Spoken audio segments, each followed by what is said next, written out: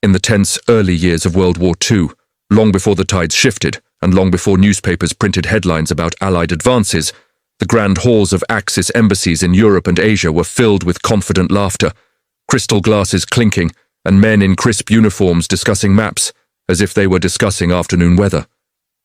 To them, Washington was a distant capital across an ocean too vast, too slow, and too politically divided to present any real threat. Axis diplomats mocked American policy, dismissing the United States as a nation of businessmen, movie producers, and factory workers, none of whom, in their minds, possessed the discipline or ruthlessness required for global war. They believed that the American military was outdated, its strategies naive, its leadership inexperienced. They saw a country fractured by political debate, reluctant to rearm, hesitant to involve itself in European conflict. And so they laughed. Certain that Washington would never become more than an observer, they had no idea how wrong they were.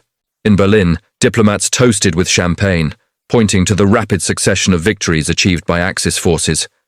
France had fallen in weeks. The British were cornered. The Soviet Union was under immense pressure. Across Asia, Japanese forces advanced with staggering speed, capturing city after city. Newspapers printed maps colored almost entirely in the dark tones of Axis dominance. The diplomats, convinced of their strategic brilliance, gathered around long tables and smirked.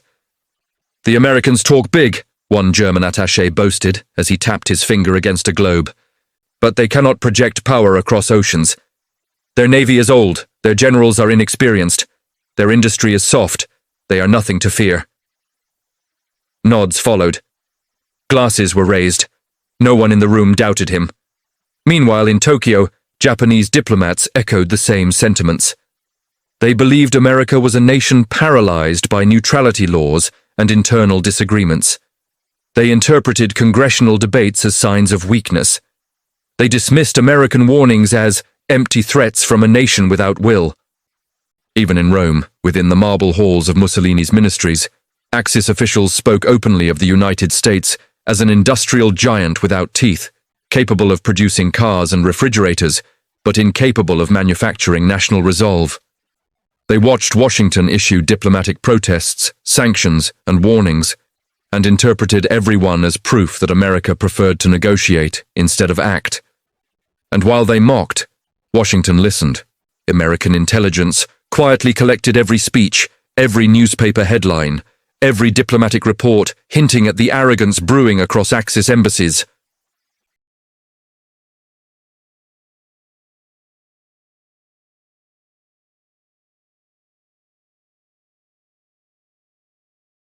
They studied Axis supply chains, troop movements, and territorial ambitions.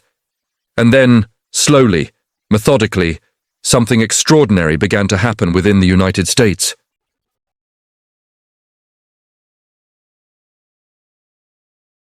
Assembly lines that once produced automobiles were reconfigured to produce tanks.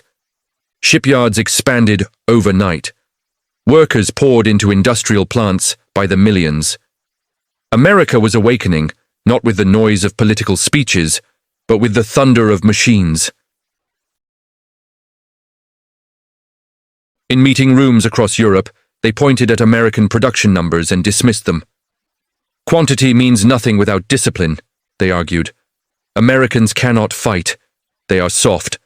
They have no empire to defend." They claimed the United States was too far away to influence European or Asian warfare.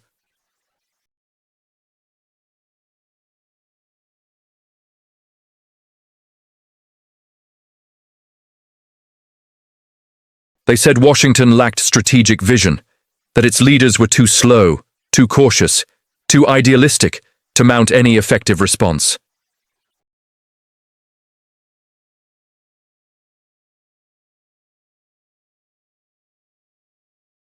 The attack on Pearl Harbor was intended to cripple the United States, an operation that Japanese diplomats assured their German and Italian counterparts would force America to negotiate. Instead, it ignited a rage so powerful that the entire nation transformed overnight. Factories operated day and night. Men enlisted by the millions. Women joined the industrial workforce, in unprecedented numbers.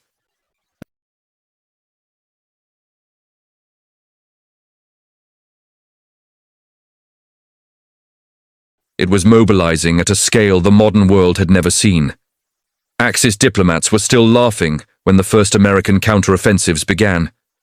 In North Africa, American forces landed with confidence that stunned German commanders. The Afrika Korps expected a disorganized enemy. Instead, they faced units that fought with a resolve far stronger than the Axis had anticipated. American artillery struck with precision. Supply lines operated smoothly.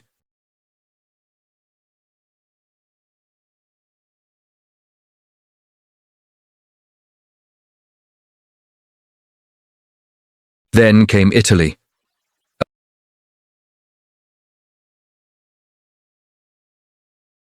They landed on beaches, stormed hills, and fought through cities under relentless fire.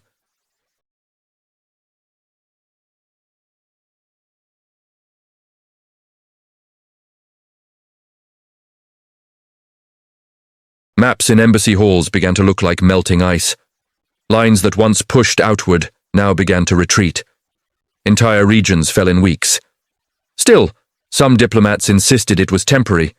They claimed the Americans had been lucky. They claimed the European terrain favored the Allies. They claimed Germany and Japan would recover. Then came the operation that destroyed their illusions beyond repair. The United States unleashed a coordinated strategy so vast, so overwhelming, and so strategically brilliant that it forced even the most arrogant Axis diplomats into silence. American forces launched simultaneous offensives across continents. Pacific island chains, European coastlines, supply routes, skies filled with bombers, seas filled with ships. The pressure was unrelenting in every theater. Japan watched as American Marines seized island after island, drawing ever closer to the home islands.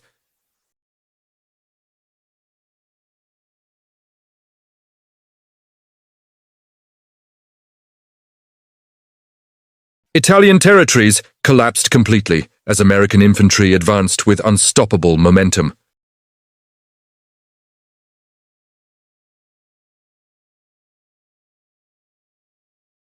The moment of realization did not come with a single battle, but with a pattern of overwhelming American adaptability, production, and resolve.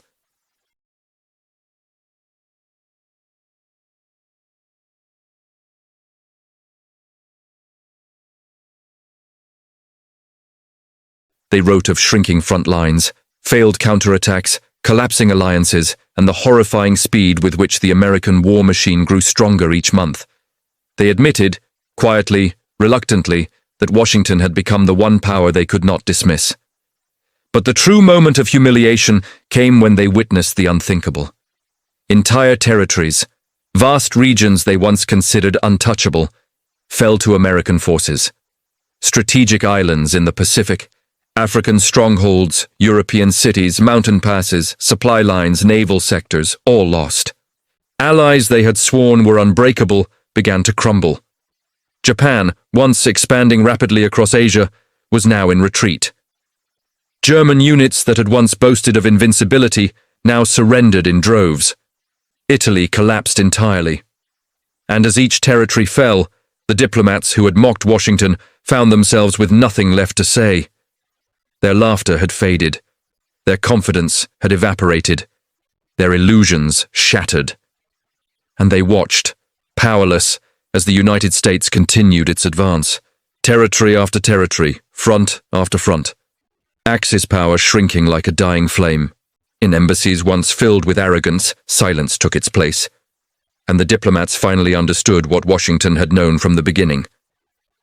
America does not start fights lightly. But when it rises, fully, decisively, completely, its enemies lose more than battles. They lose entire empires. As the war escalated and the world trembled under the weight of shifting alliances, the Axis diplomats who had once mocked Washington found themselves clinging to fragments of confidence that were slipping through their fingers faster than they could grasp. The collapse of Italian defenses had frightened them, but they assured each other it was a temporary setback. The rapid American expansion across the Pacific unnerved them. but they convinced themselves it was nothing more than an overextension that would eventually break. They dismissed American factories as bloated giants with no finesse. They dismissed American strategy as reckless improvisation. They dismissed the United States as a nation incapable of sustaining the intensity required for global warfare. And yet, every new report arriving on their desks contradicted the fantasies they repeated in their marble offices. The tone of their conversations shifted from arrogance to irritation, then from irritation to quiet fear, and eventually from fear to a stunned realization that Washington was not only catching up, Washington was surpassing them in every measurable way. The transformation of the American war machine was something the Axis diplomats had never imagined.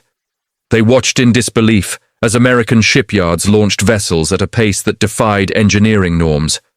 Aircraft factories produced bombers and fighters faster than Axis intelligence analysts could revise their estimates. The output was staggering. Planes rolled out of hangars in formations, tanks emerged from assembly lines in endless rows, ammunition and supplies were shipped across oceans in quantities the Axis could not hope to match. But more frightening than the numbers was the precision and consistency with which America deployed its forces. Every region where the Axis held ground soon found itself facing not just resistance, but overwhelming, perfectly coordinated American offensives. Wars were not won by temporary bursts of enthusiasm. They were won by discipline, industrial muscle, logistics, and unity, and America possessed all four in terrifying abundance. And still the Axis diplomats struggled to accept the truth. In heated discussions, they insisted that American morale would eventually break. They predicted strikes in factories. They predicted riots in major cities. They predicted political collapse. "The Americans cannot fight a long war," one German diplomat insisted as he pored over battlefield maps littered with losses. "They lack the spiritual fortitude. They lack the bloodline. They lack the hunger." His colleagues nodded, not because they believed him, but because they feared the alternative. For if America did not break, if America continued at this pace, then the entire Axis structure would collapse under the weight of its own outdated assumptions. Washington, meanwhile, did not concern itself with Axis opinions. It concerned itself with results. American generals understood that every mile gained weakened the Axis hold on power. They knew that every ship launched, every squadron deployed, every supply chain that stretched across the oceans was another nail in the coffin of German and Japanese ambitions. And so they pressed forward relentlessly, their strategies evolving with each victory. They adapted faster than the Axis could respond. They innovated where the Axis stagnated. They replaced their losses while the Axis watched theirs accumulate like tombstones. The diplomats continued to underestimate American resolve, even as they observed its consequences in real time. They watched American Marines raise the flag over Pacific islands, thought impenetrable. They watched American soldiers break through fortified lines in Europe. They watched American bombers blacken the skies over Axis industrial centers. And with each new loss, their confidence shrank. They began to avoid the press. They avoided public appearances. They avoided speaking openly in diplomatic circles. The laughter that once echoed through embassy halls had vanished, replaced by murmurs of disbelief and hurried discussions behind closed doors. Then the turning point arrived, the moment that shattered every remaining illusion they clung to. It came not in the form of a diplomatic confrontation, but in the form of a map. A simple map, delivered by a breathless courier to Axis embassies across Europe and Asia. It showed the latest casualty of American momentum, a massive territorial loss, one that Axis diplomats had sworn to journalists would never happen. When they unfolded the map and saw the truth, their faces drained of color. Territory that had been considered strategically essential, territory that propaganda had deemed invincible, territory that Axis diplomats used as proof of their superiority, was gone, captured, liberated, lost. The shock rippled like a tremor through every Axis capital. Governments demanded explanations. Generals scrambled to justify the collapse. Spokesmen insisted the loss was temporary. But everyone knew the truth. A breakthrough like this was no accident. It was the direct result of American pressure that had been building for years. A geographic wound that proved, once and for all, that Washington was no longer a distant voice. It was a force reshaping the world. The diplomats who had mocked Washington now tightened their jaws as they wrote reports that they knew would anger their leaders. They used cautious language, phrasing the disaster in ways that softened the reality, but the truth was impossible to mask. Washington was winning. The Axis was losing, and the momentum would not be reversed. Desperation crept into their private conversations. "We underestimated them," a Japanese diplomat whispered during a late-night meeting in an embassy hallway in Berlin. "We thought they would tire. They only grew stronger." His German counterpart nodded slowly. "We thought their industries were soft," he admitted. "They turned into engines of war."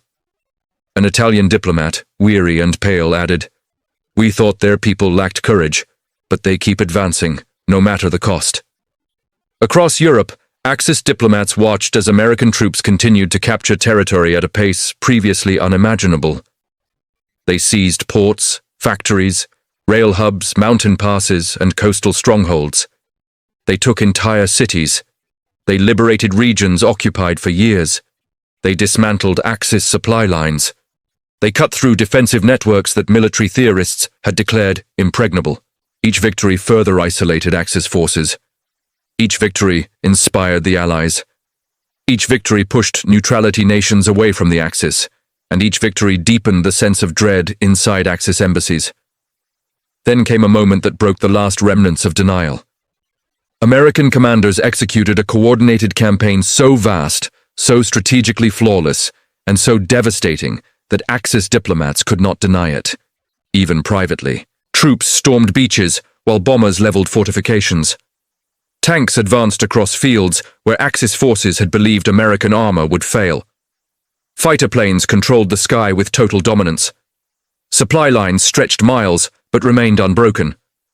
Communication networks functioned with near-perfect efficiency. Every attempt by the Axis to counterattack was smothered instantly by overwhelming American firepower. Diplomats stared at briefings in stunned silence. Territories that had taken Germany and Japan years to conquer were falling in weeks. The offensive was not merely a push, it was a crushing wave that erased entire Axis positions from maps. And the most terrifying part was that the United States did not show signs of slowing. American industry was accelerating. American casualties were replaced with new battalions. American naval fleets multiplied. American air superiority expanded. Every day the United States grew stronger, while the Axis bled out. The diplomats who once mocked Washington now feared the sound of approaching telegraph machines. Every message brought more bad news. Entire regiments destroyed, fleets lost, islands captured, supply convoys intercepted, leaders killed, and each loss was followed by another territorial collapse. The pieces of the Axis empire were falling like dominoes pushed over by an unstoppable American hand. One German diplomat, once known for his arrogance and loud laughter, spent his evenings staring at maps in the embassy basement, tracing the shrinking borders with trembling fingers. He had spent his career preaching German superiority. Now he watched it evaporate in front of him, erased not by negotiation, not by politics, but by American firepower, strategy, and resolve. Another diplomat in Tokyo reportedly tore up an entire wall of maps after learning that yet another crucial region had fallen to US forces. A Japanese official, once proud and unwavering, confessed in a private letter that he feared the war was lost not because of battlefield defeats, but because the United States possessed a unity of purpose that we completely misread. But nothing shattered their pride more than the realization that their allies, once the backbone of Axis cooperation, were collapsing one by one. Italy surrendered first. Then Germany faced invasion on both fronts. Japan's island defenses crumbled like paper. Each loss deepened the humiliation, each surrender intensified the panic. And the diplomats, who had once swaggered through political halls with smug confidence, now walked silently, shoulders heavy, unable to explain how their empires were being dismantled by a country they had dismissed as weak. Washington, the city they mocked, had become the command center of the world's most powerful coalition. American generals coordinated campaigns across oceans, with precision unmatched in military history. American factories produced the tools of victory. American citizens rallied with unity that Axis leaders had failed to inspire in their own populations. American soldiers fought with a ferocity that defied every stereotype the Axis had applied to them. The day Axis diplomats watched their allies lose entire territories was not a single date. It was a sequence of collapses that revealed the truth they had ignored for too long. Washington had not only proven itself capable, it had proven itself unstoppable. And the diplomats finally understood that their mocking laughter had been the sound of their own downfall echoing back at them before they ever realized it. As the war barreled forward and the Axis powers began to feel the crushing weight of American momentum, the diplomats stationed across their crumbling territories found themselves living through a waking nightmare, an unraveling of everything they once believed unshakable. They continued sending messages home, but the tone of those messages changed dramatically.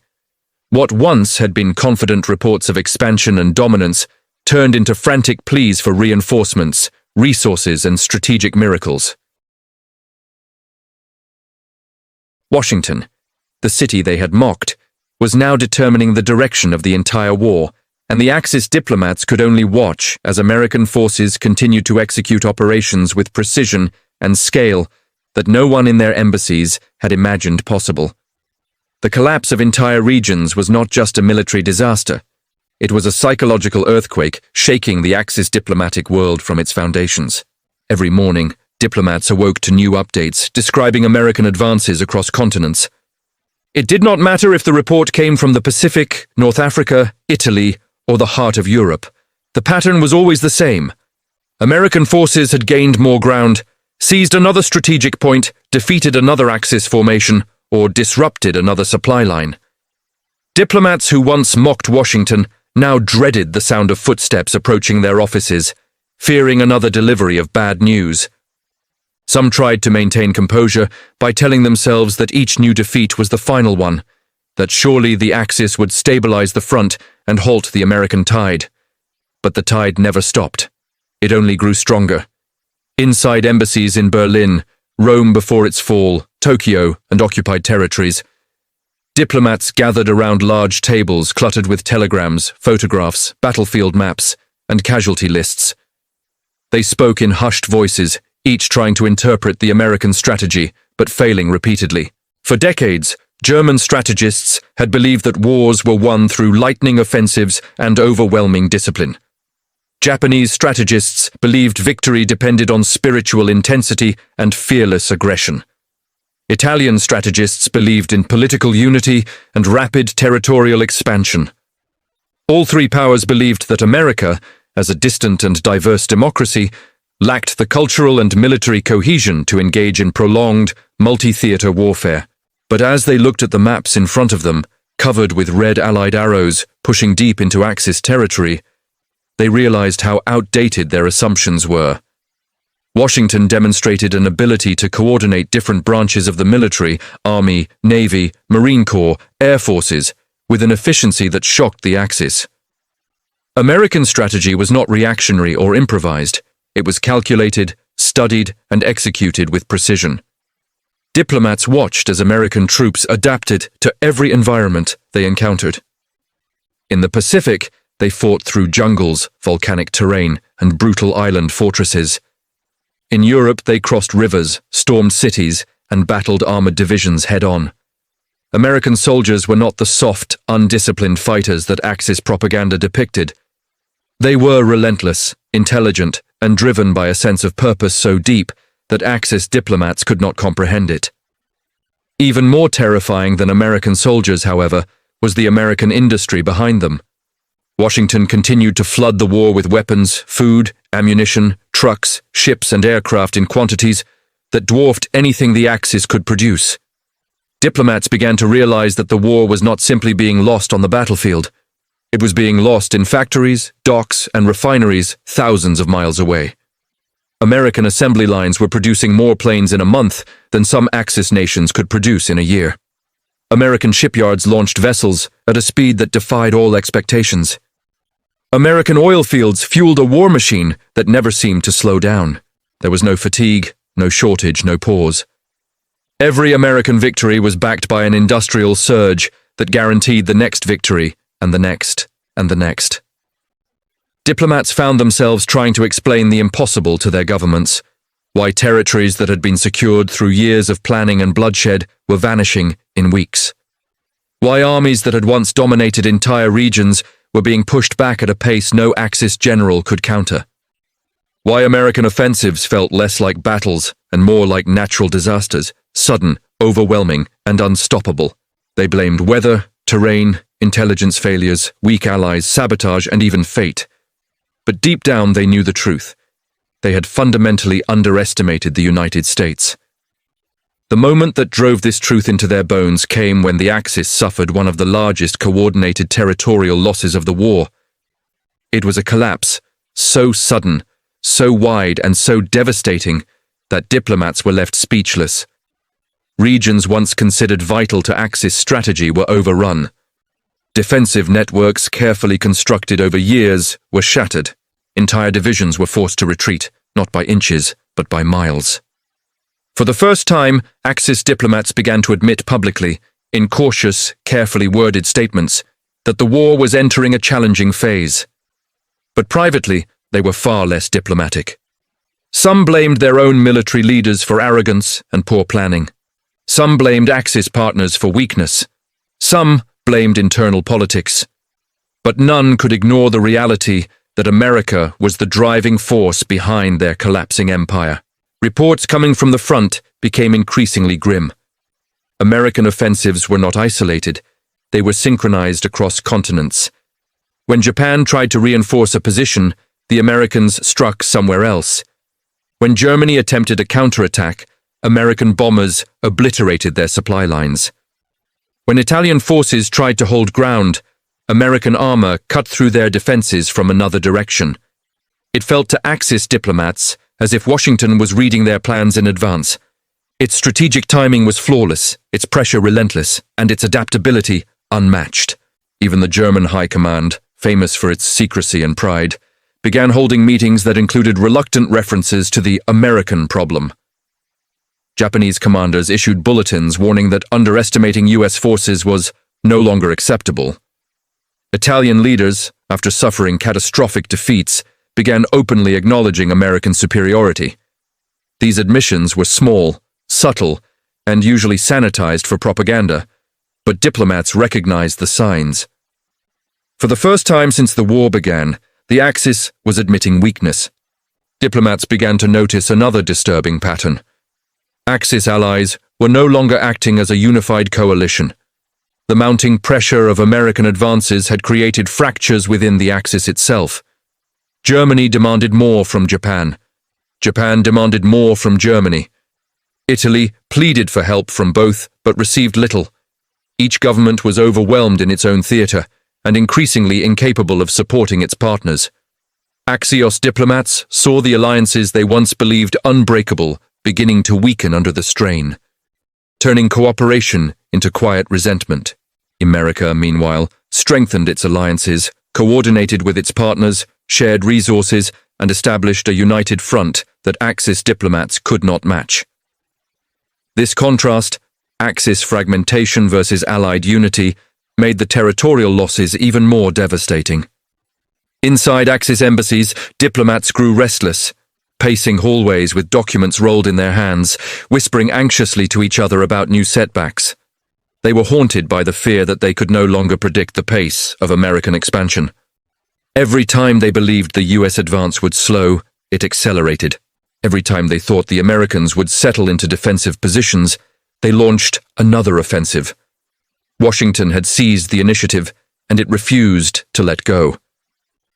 Soon, Axis diplomats began receiving letters from family members back home, letters full of worry, questions, and rumors. People were asking why the Americans were winning so decisively. They were asking how territories could fall so quickly. They were asking if the diplomats had misjudged the war from the beginning. Reading these letters, diplomats were forced to confront the painful truth. The arrogance they had once displayed so proudly had become the very weapon that destroyed their credibility. Meanwhile, Washington continued to shrink the Axis map. Territories fell so fast that diplomats struggled to update their reports before new losses occurred. They tried to delay writing the truth, hoping that maybe tomorrow would bring better news. It never did, and as the list of lost regions grew longer, diplomats found their desks covered in evidence of a war they no longer understood. A war that was no longer following their narratives or expectations. The collapse of Axis-held territories became so dramatic that even neutral nations began to distance themselves from Axis diplomats. Invitations to political events declined. Conversations became shorter, more strained, less trusting. Nations that had once believed in Axis power now quietly shifted their support toward the Allies, recognizing that Washington had become the center of global stability. This diplomatic isolation further humiliated the Axis representatives, stripping them of influence and reducing them to messengers of bad news. The psychological impact was immense. Diplomats who had once spoken with booming voices now whispered. They avoided eye contact. They walked with slow steps, their posture bent under the weight of reality. Their confidence had evaporated, replaced by dread and uncertainty. Each day brought them closer to the realization that they were witnessing not just a military failure, but the collapse of an entire worldview they had dedicated their careers to defending. And the most painful truth of all was this. Every time they looked at a map, every time they read a battlefield report, every time they heard news from the front, they were forced to confront the undeniable fact that Washington, the capital they had mocked, had become the architect of their downfall. America's resolve, industry, strategy, and unity had created an unstoppable force that was erasing the Axis empire one territory at a time. And the diplomats could do nothing but watch. As the final phases of the war approached, and the once mighty Axis structure strained under the weight of impossible losses, the diplomats who had spent years mocking Washington realized they were living through the collapse of an empire they once believed invincible. The signs were everywhere, each more shocking than the last. Governments that once boasted of strength now whispered of evacuation plans. Generals who once promised victory now argued over how to slow the inevitable. Civilians who once cheered conquests now stared in fear at maps filled with shrinking borders and enemy advances. And at the center of this unraveling tapestry stood the United States, a nation that the Axis diplomats had dismissed as indecisive, unprepared, and unworthy of fear. Yet now it was the very force dismantling every pillar of their power. Every day brought new evidence of American dominance. Diplomats would wake to thick packets of reports containing battlefield updates from every corner of the globe. Some of these packets were so full of defeats that they felt like eulogies rather than briefings.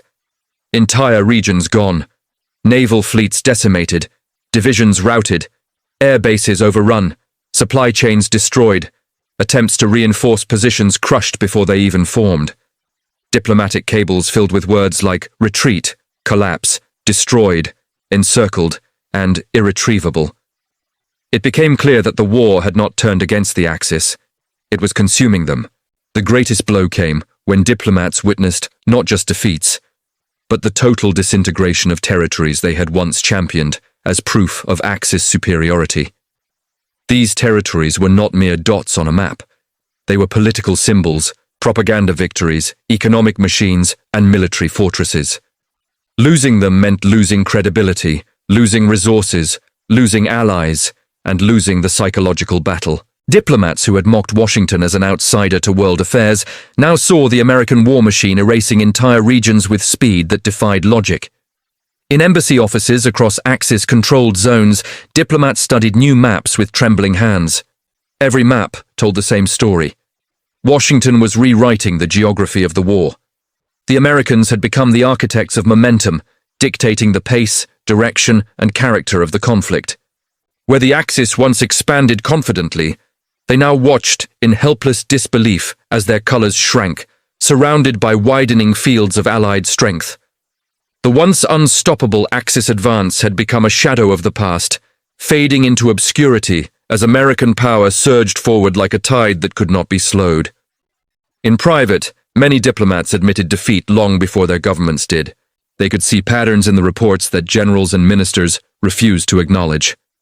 They saw how American logistics overwhelmed every front. They saw how American air power dismantled infrastructure with terrifying efficiency. They saw how American industry, endless, tireless, ever-growing, produced more than the Axis could destroy. They saw how American infantry, armored units, pilots, and Marines adapted with speed and precision that defied every stereotype Axis strategists once believed.